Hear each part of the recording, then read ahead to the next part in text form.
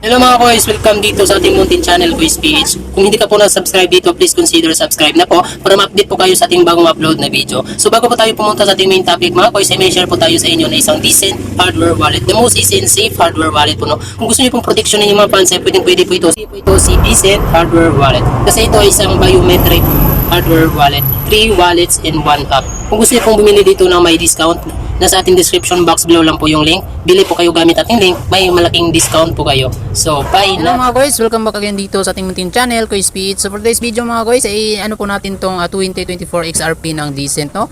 May ano po siya, wishing for Radeon 2024 with XRP, get 24 XRP and enter to win 2024 XRP po. So ito po yung event ni Decent ngayon mga guys, February 8 hanggang February 25 po, no?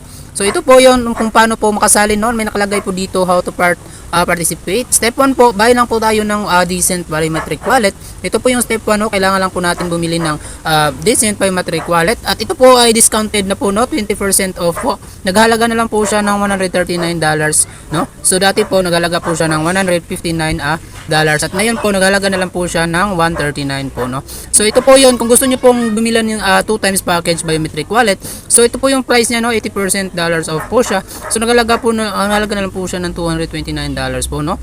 So ito po yung original price niya, 318, at may 89% off po siya, $229 na lang po. So dito po pwede niyo pong tap to view all products. Mandito po lahat yung products ng Decent, no? Tap nyo lang po yan at papunta na po kayo sa lahat ng product ni Decent. So ito po yung mga product niya, mga toys, no? Ito po. So may mga ano na po yan, discounted na po lahat yan, no?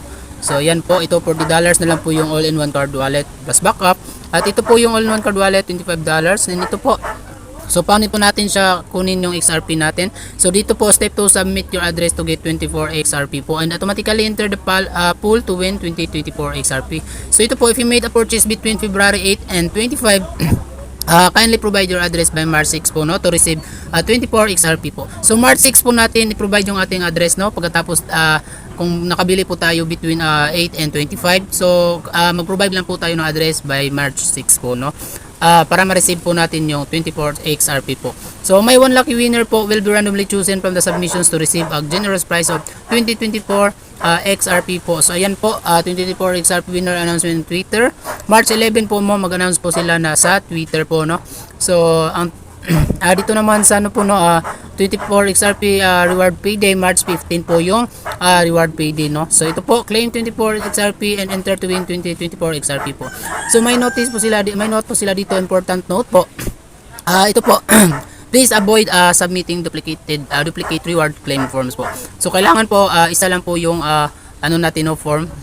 Hindi po tayo magkadoble kasi isa lang po talaga ang kanilang kailangan. It is crucial to provide an accurate XRP address during the claim process. Once submitted, we will be unable to transmit the rewards if an incorrect or inaccurate address po is provided.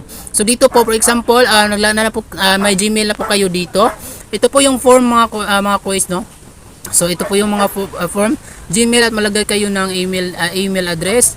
Answer natin dito yung pangalan, order number, dito po tayo kung order number, then ilan po yung binili natin, yung quantity ng biometric wallet natin. Dito po, if 2 po, lagay po natin 2, no, sa 2 times package. If 1 lang po. Then dito po, XRP address at your Decent biometric wallet. Please do not submit exchange addresses. The XRP address of the Decent wallet does not require a tag. So ano lang po, no, address po galing sa ating wallet, XRP address lang po. So pagkatapos, tap lang po natin yung submit, no. So ito po yung form nila, so tap nyo lang po yung submit nila. At ito po yung terms and condition nila, mga quiz, no. So nandito po. So huwag kayong mahalala, mga quiz, at nasa ating description po yung link nito, no. So ito po yun, may contact ano po sila dito. Ito po yung mga ano nila, if you may ano po concern po kayo, may contact sila dito. Ito po, contact at I trust that if you have any questions po, no. So ayan po, ay pagkatapos tap nyo lang po yung submit. So yun lang, mga guys, no, at ang link po nito ay nasa ating description box below lang po. Click nyo lang po yung link, automatic po mapunta dito sa kanilang dashboard. And yun lang po, and good luck.